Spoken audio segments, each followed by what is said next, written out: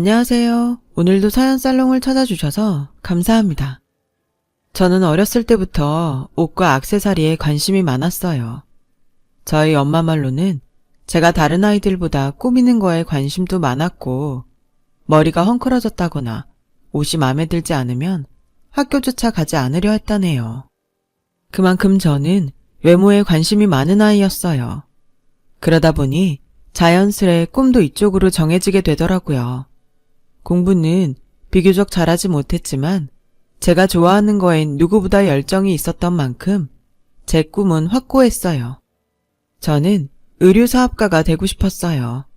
제가 옷을 이쁘게 입는 것도 좋았지만 다른 사람을 꾸며주고 멋들어지게 만들어주는 것도 좋아했거든요.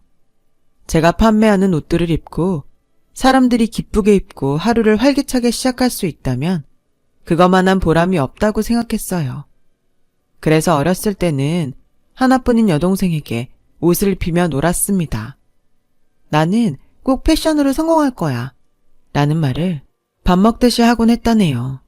그 말이 지겨웠는지 제 동생이 어느 날 언니 그 말 좀 그만해 귀 따가워 죽겠어 라는 말을 할 정도로요. 지금 생각하면 웃을 얘기지만 저는 동생 옷 입힌다면서 옷엔 관심도 없고 오로지 공부만 좋아하는 동생을 억지로 끌고 와 화장해주고 꾸며주며 대리만족을 하곤 했어요. 그렇게 옷에 관심이 많던 전 성인이 되고 난 후엔 아르바이트로 돈을 열심히 모아서 조그마한 쇼핑몰 창업을 시작했어요. 당연히 위험부담이 있는 길이고 다른 친구들과는 다른 길이었지만 하고 싶은 건 꼭 해야겠다는 주의고 고집도 워낙 강해 엄마도 아빠도 저를 말리시지 못했어요. 유리야, 사업이라는 게 쉬운 게 아니야. 네가 책임져야 할 위험도 크고 직원들 월급도 줘야 하는데 사업을 시작하기엔 네 나이가 너무 어리지 않겠니? 엄마는 네가 그냥 다른 아이들처럼 평범하게 대학 다니고 취직했으면 좋겠는데.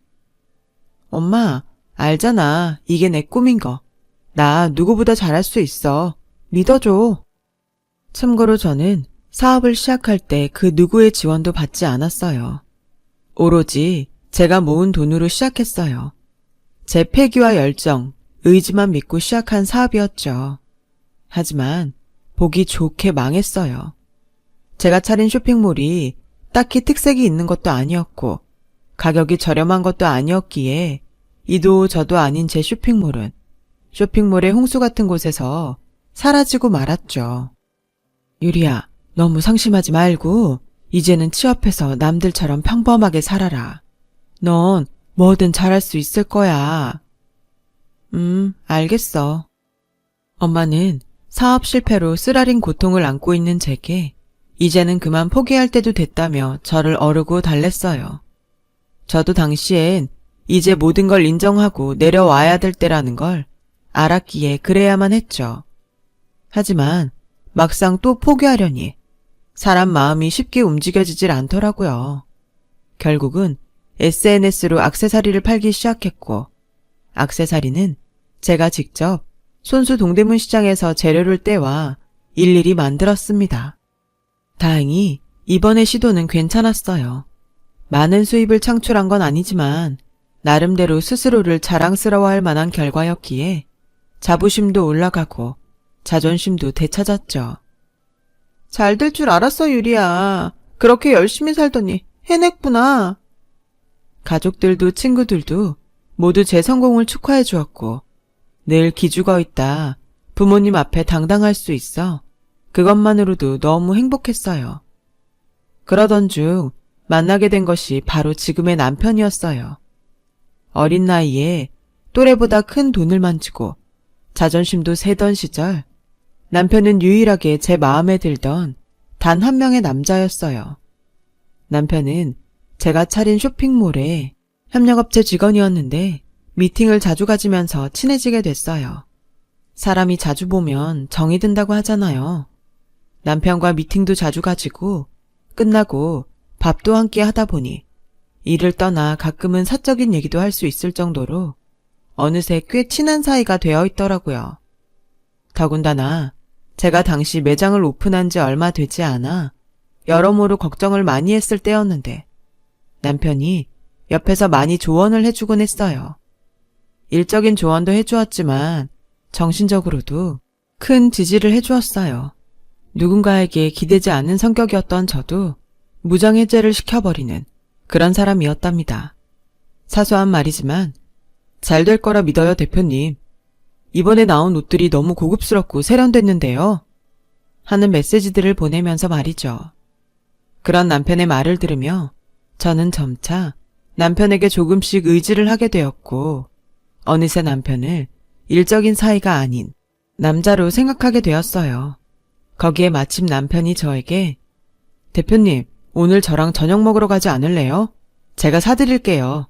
하는 얘기를 하면서 저희는 자연스레 데이트 코스를 밟게 되었죠.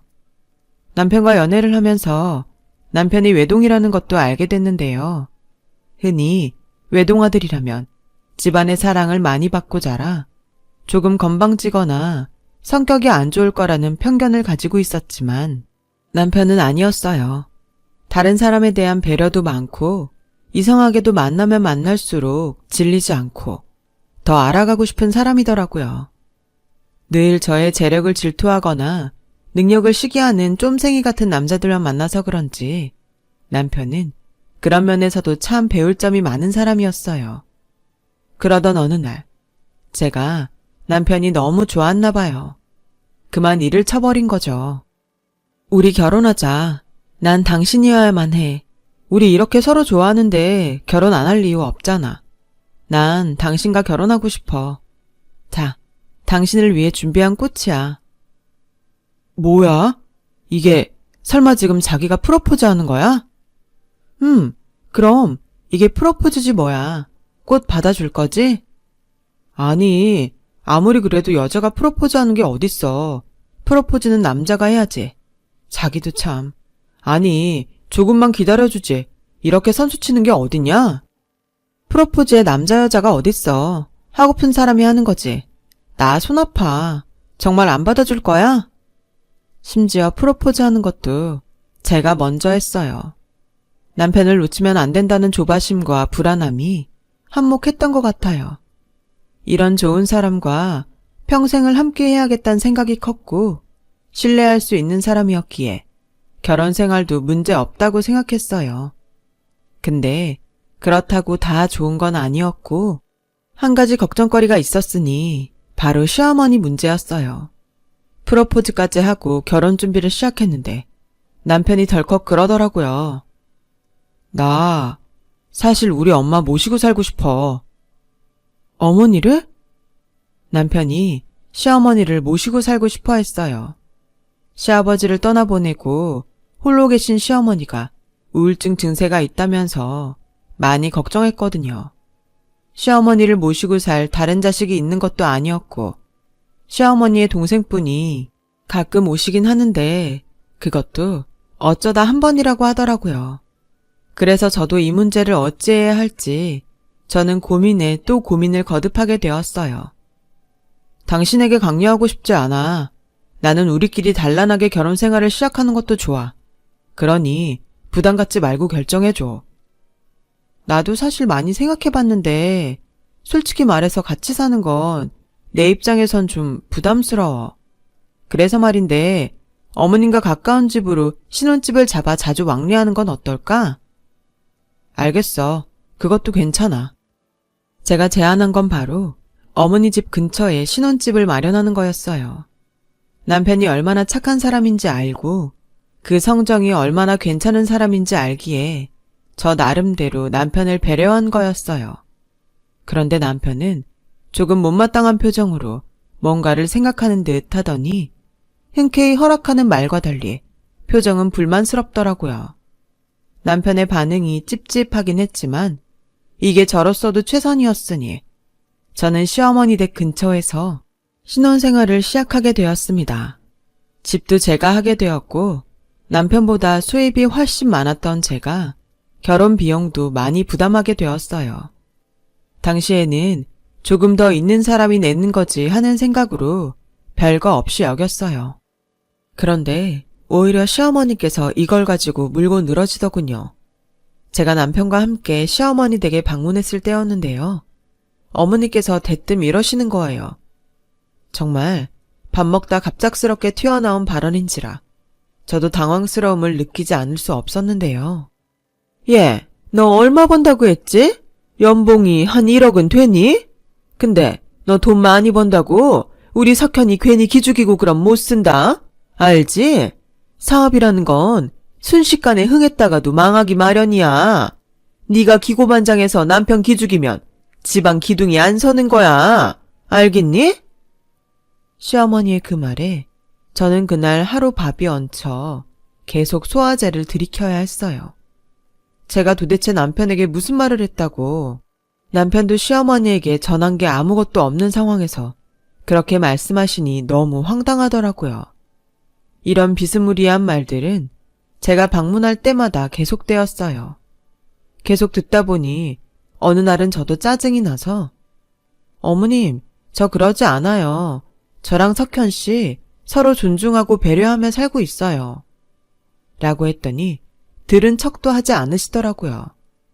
처음엔 저에게 아가, 뭐든 시애미한테 말해라 하며 잘해주셔서 좋은 분일 거라 생각했는데 시어머니의 거슬리는 말이 한두 가지가 아니다 보니 이럴 줄 알았으면 괜히 이 근처로 왔다는 생각이 저도 모르게 들더라고요. 더군다나 남편 말론 시어머니가 우울증이라고 하셨는데 제가 보기엔 전혀 우울증이 있어 보이지 않았어요.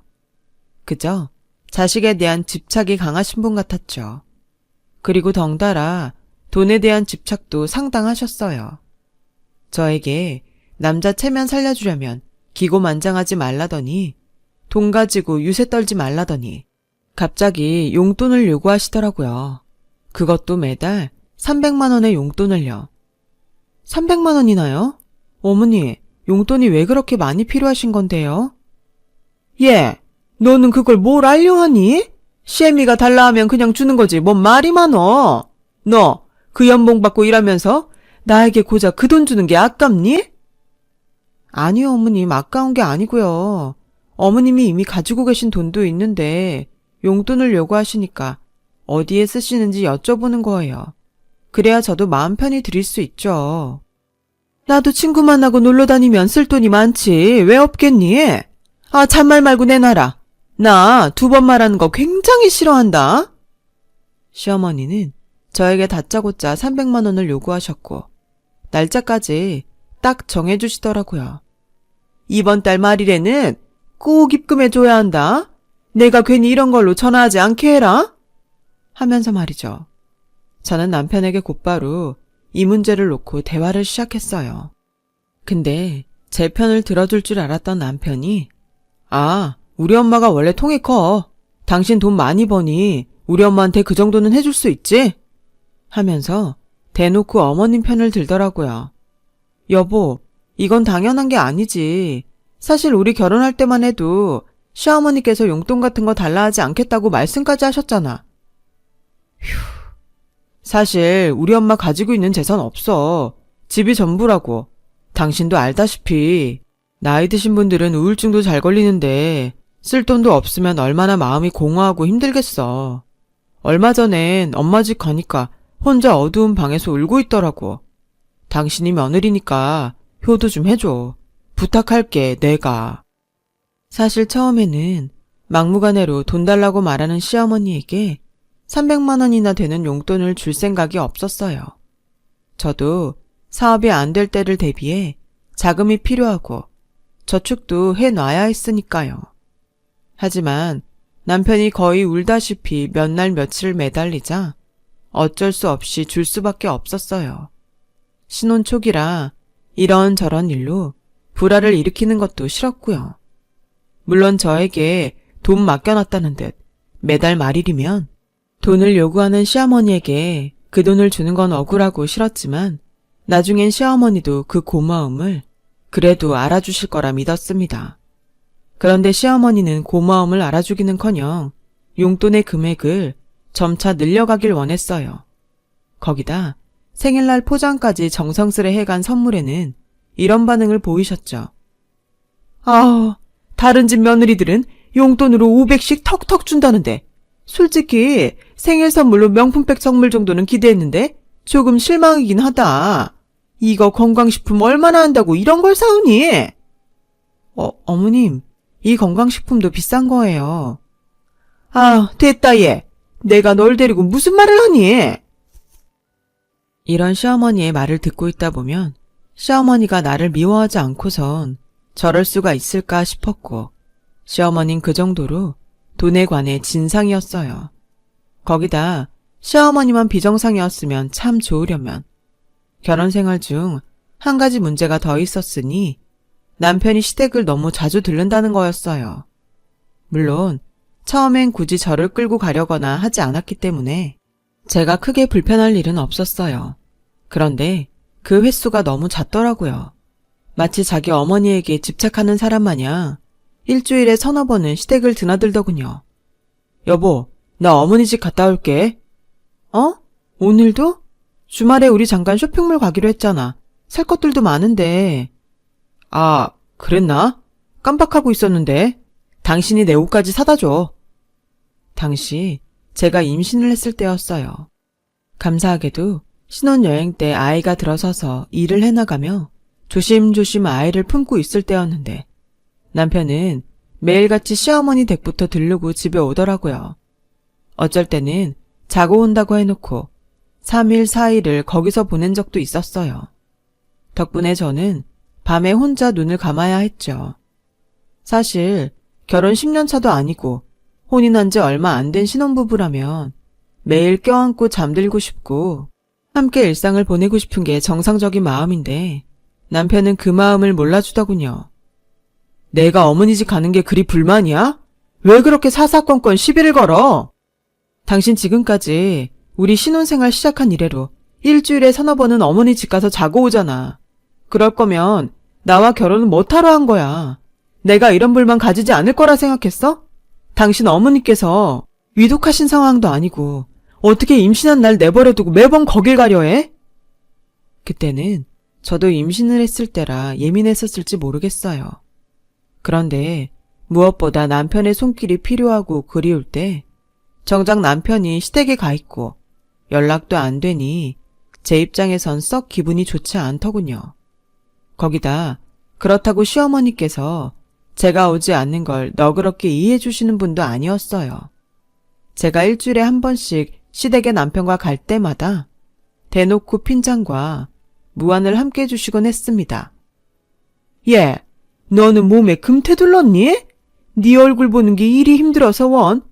다른 집 며느리들은 시어머니 보려 멀리 지방에서도 찾아온다고들 하던데 너는 결혼한 지 얼마나 됐다고? 시애미한테 하는 태도가 벌써 그 모양인 게야. 가정교육을 집에서 어떻게 받았는지 알만 하네. 뭐라고요? 어머님, 말씀이 너무 지나치신 거 아닌가요? 지나치긴 뭐가 지나쳐. 네 태도가 그따위니 이런 소리가 나오는 거지. 너 나한테도 이러는데 네 남편한테는 어떻게 하는지 안 봐도 비디오다. 너 우리 아들 쥐잡듯 볶고 매사 가르치려 들지? 내가 모르는 줄 알아? 내 아들이 얼마나 힘들면 내 집에 와서도 편히 못 쉬고 한숨을 푹푹 쉬고 있겠어. 근데 너 그건 알고 있어라? 내 아들은 대졸이고 너는 고졸이야. 대졸자랑 고졸자랑 학력 수준부터가 다른데 네가 내 아들 가르칠 수준은 안 돼도 한참 안 돼. 정말로 그때는 너무 화가 나 머리 뚜껑이 열리기 일보 직전이었어요. 제가 고졸이라고 남편 가르칠 수준 안 된다고 하시는 시어머니의 말을 듣고 있자니 너무 황당하고 기가 막혀 말이 나오질 않더라고요. 저는 그 길로 시어머니에게 인사도 없이 바로 집으로 돌아왔어요. 집에 들어오자마자 냉수를 벌컥벌컥 들이키고 화를 좀 식히려고 앉아있는데도 가슴에서 올라온 열이 꺼지질 않더군요. 한편으론 도대체 남편이 시어머니에게 무슨 말을 전달했길래 이러는 건지 싶어 집에 와 남편에게 한참을 따졌습니다. 당신 어머니께 무슨 말을 한 거야? 어머니가 내가 당신을 쥐잡는 듯 볶는다고 하는데 사실도 아닌 말을 막 던지면 어떡해? 당신이야 엄마니까 무슨 말이든 편해서 한 말이라고 쳐도 시어머니 귀에 들어가는 순간 시어머니는 정말 말 그대로 받아들이신다고. 아니, 넌 왜 툭하면 우리 엄마 욕을 해야 되는 거야? 너 임신해서 떽떽거리는 거 심해졌다고? 그거 몇 마디 한 게 잘못이냐? 솔직히 틀린 말도 아니잖아. 너 히스테리 부리는 것 때문에 내가 그거 받아주느라 아주 힘들어 죽겠어. 뭐? 일하고 들어와서 나도 좀 쉬고 싶은데 너 때문에 힘들어 죽겠다고. 들어오자마자 청소해라, 양말 정리해라. 쉴 새 없이 할 일을 주문하는데 임신한 게 무슨 벼슬이냐? 돈 버는 남편도 좀 생각해라. 당신이 입은 옷 당신이 정리하는 건 기본 아니야? 아니, 사람이 도대체 왜 이렇게 변했어? 내가 알던 사람 맞아? 제가 임신을 해 몸이 불편해 못한 집안일을 남편에게 부탁한 적이 몇 번 있었는데 남편은 그게 그렇게 싫었다고 합니다. 또 남편은 그걸 시어머니에게 아주 상세하게 일러 바쳤더라고요. 정말 기가 막혀서 그날 남편과 크게 부부싸움을 하고 나서 남편이 코를 골며 자는 동안 부른 배를 안고서 얼마나 울었는지 몰라요. 이혼하고 싶은 마음이 굴뚝 같은데 참자 하며 겨우 화를 가라앉혔죠. 지금 생각해보면 사실 이혼하는 게 100번 맞는 선택이었지만 아기를 두고 그런 선택을 하는 게 겁이 났어요. 이혼은 안 하더라도 시어머니와 더 이상 말을 섞는 것도 얼굴을 보는 것도 싫어 남편에게 주는 돈도 시어머니에게 주는 돈도 끊어버렸는데요.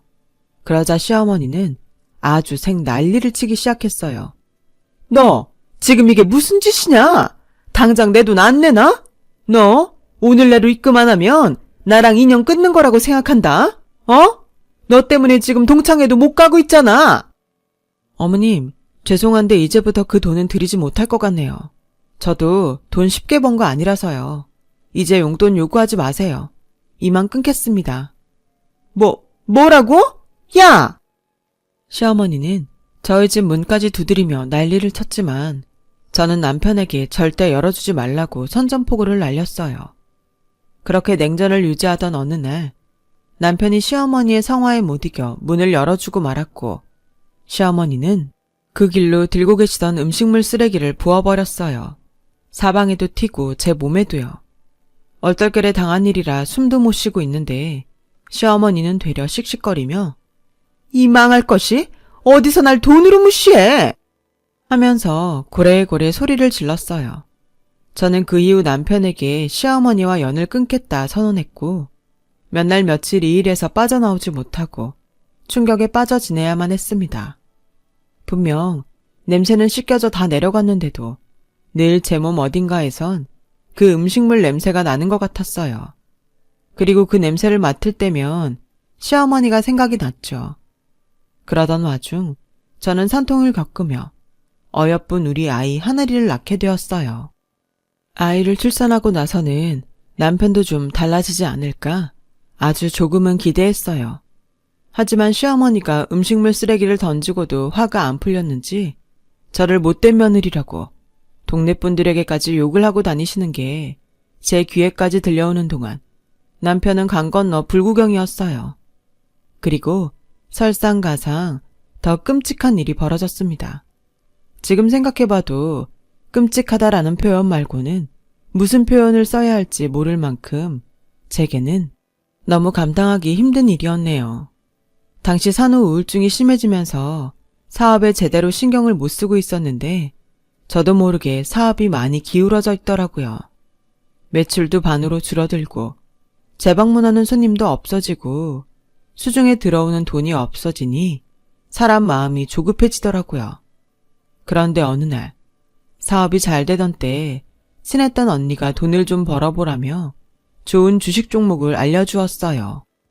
제가 처음 사업을 시작할 때부터 알아온 언니이고 이쪽으로는 정보가 많은 언니라 그러면 안 된다는 걸 알면서도 판단력이 흐릿해졌던 건지 저는 거액을 투자하고 말았어요. 그리고 며칠을, 몇 달을 기다렸지만 돈을 벌기는커녕 그 돈을 공중으로 그대로 날리고 말았어요. 그렇게 저는 순식간에 돈 잘 벌던 사업가에서 쫄딱 망한 거지가 되어버렸어요. 이 소식을 듣고 가장 먼저 반응한 건 시어머니였어요. 얘, 너 미쳤니? 너 듣지 않니? 빚까지 생겼다며. 당장 이혼해라. 세상에 돈 많이 번다고 그렇게 유세를 떨더니 그러려고 이 난리를 쳤니? 우리 아들한테 피해가지 않게 당장 이혼해. 어머니, 못하니 도장 안 찍고. 그러니 심보를 좋게 써야지.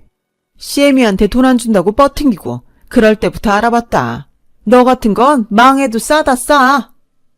사람 얼굴에 대고 저런 말을 할 수 있는 사람이 몇이나 될까요? 아마 별로 되지 않을 거예요. 그래도 양심이 있다면 나를 조금은 감싸주겠지 싶어 남편을 바라보았지만 남편도 저를 외면했어요. 우리 사실 결혼 생활 내내 계속 삐끗했잖아. 이미 서로 안 맞는 거 알고 있었고 여기까지만 하는 게 맞는 것 같아.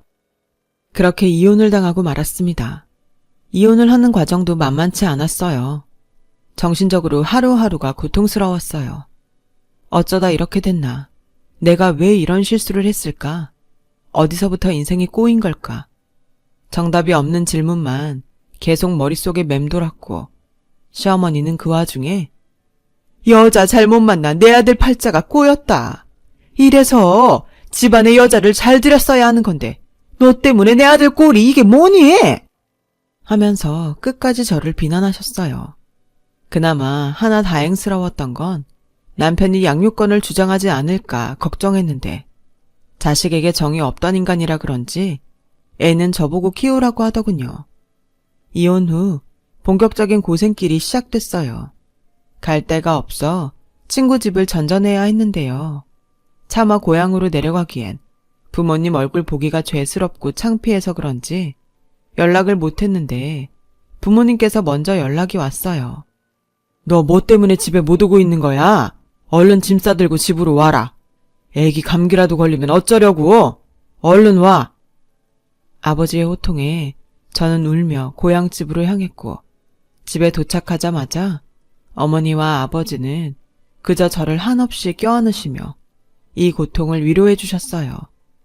그리고 아버지는 제가 어떻게 이혼을 당했는지 어떤 결혼 생활을 했는지 알게 되자 당장 무능한 남편과 시어머니를 찾아가겠다며 고래고래 소리를 지르시고 집안은 한바탕 난리가 났죠. 결국 아버지가 시어머니에게 전화를 해선 아니 어떻게 사람을 부려먹을 대로 다 부려먹고 도움 안 되니까 이렇게 내팽개칠 수가 있습니까? 가족이면 더더욱 그러면 안 되는 거 아닙니까? 그런 예의도 몰라요. 하고 소리를 치셨지만 시어머니는 참, 이보세요. 그쪽 며느리는 저에게 처음부터 도움이 된 게 하나도 없네요. 제 아들에게도 못했고 저에게도 며느리 노릇한 적 한 번 없는 쓸모없는 애였다고요. 그런 애 걷어줬으니 오히려 그쪽에서 고마워하셔야죠. 라고 말하셨죠. 저희 아버지는 시어머니의 말에 너무 황당해하시며 당신 같은 인간과는 상종하고 싶지도 않다고 말씀하시며 전화를 끊어버렸어요. 그 뒤 저는 부모님께서 돈을 빌려주셔서 단칸방에서 아기와 함께 먹고 자고 하며 마음을 삭혀야 했어요. 그때 처음으로 그런 생각이 들더군요. 이렇게 사는 게 무슨 의미가 있나 하는 생각이요. 나쁜 생각 말이죠. 처참하게 실패한 내 인생이 너무도 부끄러웠고 비참하게 그지없었어요. 가끔 가다 전 남편의 소식을 들으면 그 사람은 떵떵거리며 사는 것 같았는데 저만 이 모양 이 꼴이었죠. 그래도 아기를 보면 생을 포기해야겠다는 그런 생각을 할 수가 없었어요. 저만 바라보는 내 아이를 보면 그런 나쁜 선택을 할 수가 없었지요. 그래서 아이를 친정에 맡기고 그 후 무슨 일이든 닥치는 대로 일을 하면서 이를 악물고 버텼어요. 당시 고졸 학력에 저를 써주는 곳이 별로 없고 회사 취직도 쉽지 않아 식당에서 10시간 정도 일을 했는데요. 일은 절로 신음소리가 나올 정도로 힘이 들었지만 그럴 때마다 애 사진을 보면서 이 시기를 견뎌내리라 다짐했고 제가 잘 사는 게 한편으론 남편과 시댁에게 진정한 복수라고 생각했어요. 물론 전 남편에게 도움을 청한 적도 있었어요. 전 남편이 지급하는 양육비가 턱없이 부족했거든요. 하지만 생활비가 부족해서 분유값마저 부담이 된다. 그러니 도움을 달라 하면 전 남편은 제게 딸랑 10만 원을 입금하며 그러더군요. 난 이제 새 여자를 만나 잘 살고 있으니까 다신 연락할 일 없었으면 좋겠다. 너 때문에 졸지에 이혼난까지 됐는데 이제 나한테 그만 피해 끼칠 때도 됐잖아. 어떻게 나도 모자라 제 자식도 그렇게 버릴 수 있는 건지 그때 저는 그놈이 인간 쓰레기보다 못한 인간이라는 걸 깨달았어요. 그렇게 5년이 지났을까요? 아이가 어느 정도 크고 저도 돈을 모아 이제는 저희 둘이 살 수 있는 작은 집을 하나 얻을 수 있었어요. 늘 떨어져 지내다 이제야 내 손으로 아이를 안고 돌볼 수 있어 그것만이라도 다행이라 생각했죠. 풍족하지 못한 환경에서 내 아이를 키워야 하는 현실이 한편으론 퍽퍽하고 버거웠어요. 아이에게 제대로 된 옷도 입히지 못하고 새 신발도 신기지 못하니 엄마로서 너무 죄책감이 들더라고요. 우리 아이가 내가 아닌 다른 엄마를 만났다면 어땠을까? 그런 생각이 하루에도 수십 번 치밀어 오르더군요. 그러던 찰나 시장에서 아이 옷을 살 때였는데 아이 옷을 파는 쇼핑몰을 해보면 어떨까 하는 생각이 들더라고요. 아이 옷에 대한 디자인이나 구체적인 아이디어들도 함께 말입니다. 사실상 자금도 없었고 막상 시작하기에 겁도 났는데 예전에 사업하면서 알던 지인이 투자를 하겠다고 했고 저는 지인의 도움으로 다시 한번 쇼핑몰 창업을 시작하게 되었답니다. 이번에는 큰 욕심이 없었어요. 일단은 우리 아이도 입을 수 있는 질이 좋은 옷을 만들겠다는 생각으로 임했습니다.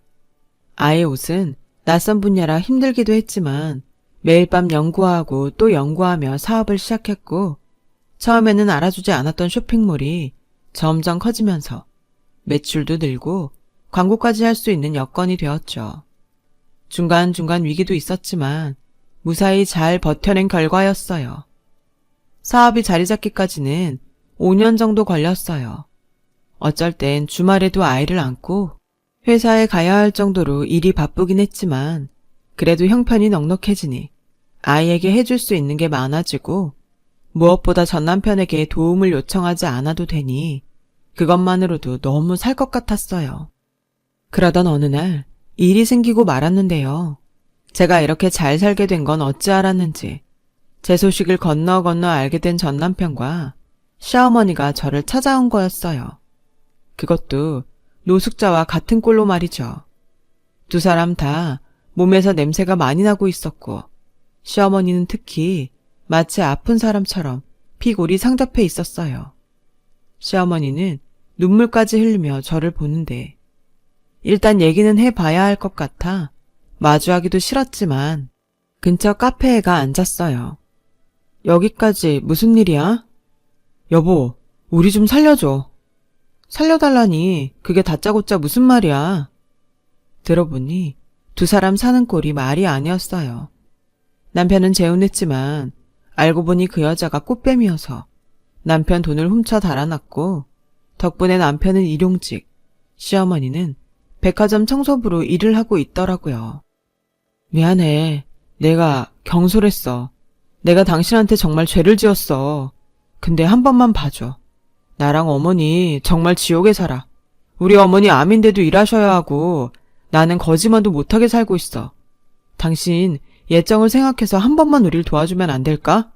SNS에서 보니까 당신 회사 유명하더라고. 꽤 성공한 것 같던데. 그냥 5천만 원 정도만 주면 어떻게든 먹고 살아가 볼게. 안 될까? 5천만 원? 그러니까 나한테 돈을 달라고 찾아온 거니? 예, 아가. 그렇게 너 내쫓고 나서 나도 후회 많이 했다. 반성 많이 했어. 근데 과거는 과거고 너랑 우리가 보통 인연이니? 한번 가족으로 엮였던 인연인데 네가 우리를 좀 봐주렴. 응? 시어머니는 제 앞에서 무릎까지 꿇으며 저에게 돈을 달라 애걸했어요.